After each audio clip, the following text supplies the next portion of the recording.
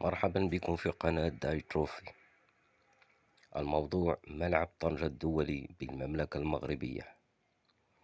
تستمر أشغال توسعة ملعب طنجة الكبير أو ملعب ابن بطوطة كما تحب ساكنة طنجة المغربية تسميته ضدا في الجارة الشرقية الجزائر التي تحاول نسب ابن بطوطة المغربي الأصل إلى الجزائر رغم تربص عيون الجزائريين ومحاولة التشويش على جاهزية المغرب باستضافة كأس إفريقيا في موعده المحدد من قبل الكاف.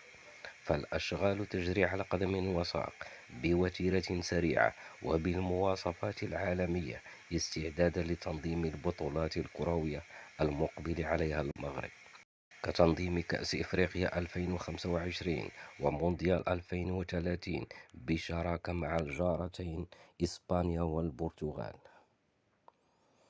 وستهم الأشغال الجارية أيضا تغطية الملعب بشكل تام، إذ يتم حاليا إزالة آخر أجزاء السقف القديم، وتوازيا مع ذلك سيتم إحاطة الملعب بغطاء حديدي مجهز بأحدث تقنيات الإضاءة، كما يشمل دفتر التحملات عشبا طبيعيا بمواصفات عالمية تستجيب لمعايير الملاعب الدولية والتي تنص عليها قوانين الاتحاد الدولي لكرة القدم في مونديال 2030.